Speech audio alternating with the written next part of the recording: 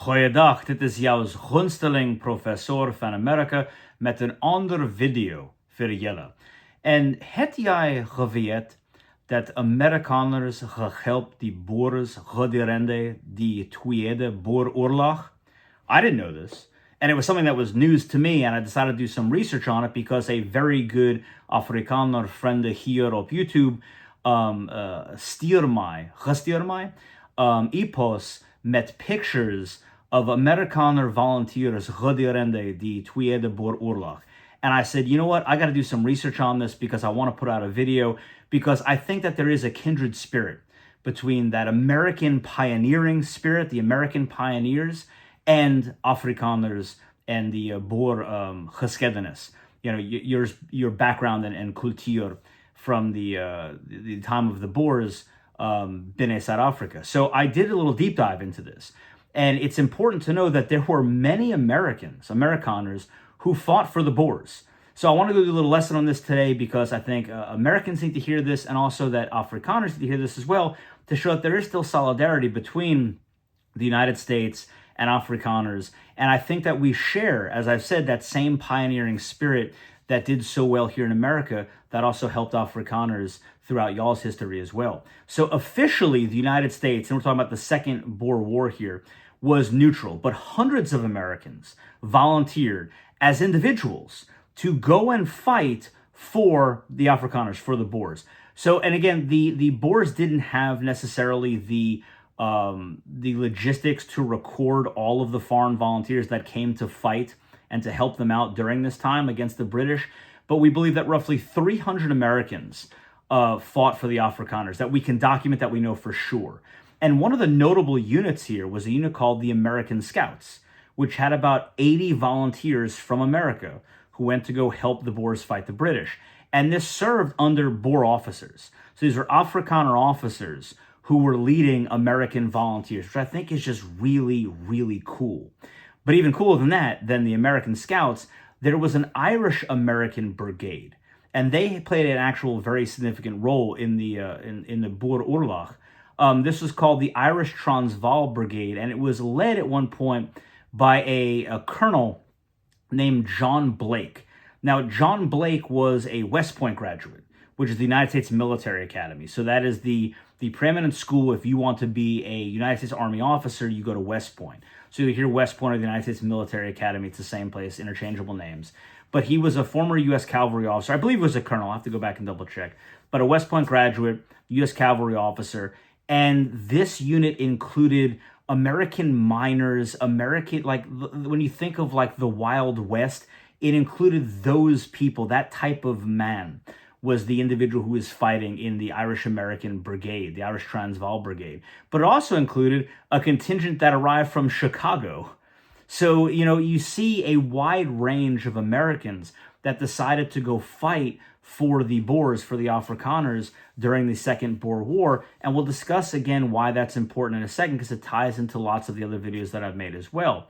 So this brigade, the Irish Transvaal Brigade, engaged in multiple operations. They served, they saw combat, they fought against the British for the Transvaal Republic. One of the interesting things that they did, and I have a really awesome book here, it's The Boer War, and I'm reading this now about halfway through it. And I love reading. I don't know a whole lot about, you know, specifics of military history, but I love reading about it. One of the most important jobs this regiment had, or this brigade had, was guarding the artillery piece called the Long Tom. And this was a cannon that was fundamental in helping the Boers during the Second Boer War. And the Boers, the Transvaal Republic, I think, ordered 4 of these things from France. And these were not like pistols. These weren't toy guns. These were massive 155 millimeter cannons.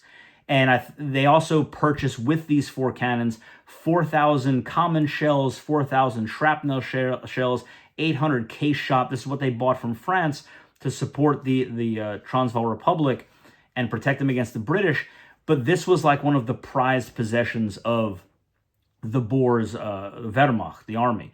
And one of the main tasks of the American detachment, the Irish Transvaal Brigade, was to protect the Long Toms. And I'll be putting some pictures up here about how crazy large these guns are, and there's even a replica of one that you can still go see inside Africa today.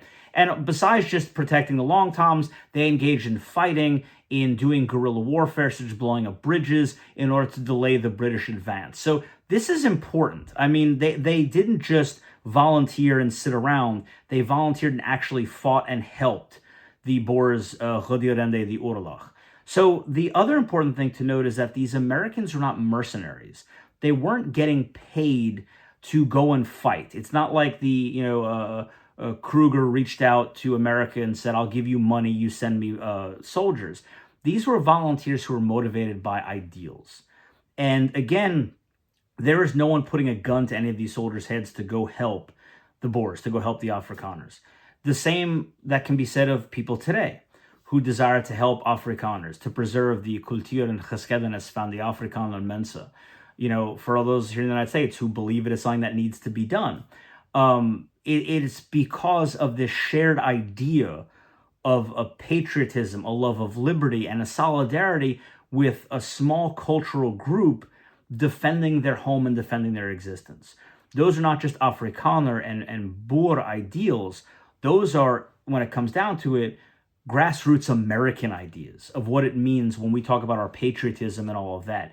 So that's why I think that over 300 Americans volunteered to go fight for the Boers, to help the Boers in their defense of their homeland against the British, against the imperialist British forces that were seeking to, and if you do some background on it, pretty much undermine the existence of a Boer state.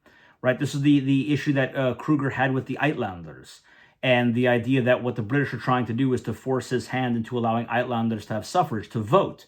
Well, he knew that if too many non-Boers had the right to vote or had suffrage, that it would undermine the existence of the cultural Boer state. So that was really the tipping point that led into the Tweede Boer Oorlog.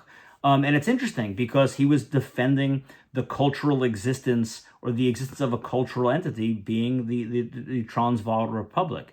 And I feel connected with that as well. So really here, just in closing, because I wanted to give this real quick and show some of these awesome pictures that someone shared with me, Americans defending the Boers weren't acting on orders. They were acting to defend self-determination and cultural survival, values that many Afrikaners hold dear today, and also importantly, many Amerikaners hold dear today. And that's why people like myself and others who feel this kind of kindred spirit with the Afrikaner cause are willing to come out, make videos, even though that's not a lot, but it's still doing something in order to help the plight of Afrikaners who are nog steeds, binnen South Africa, and those of you who have here to come in America and are choosing to start your lives over here.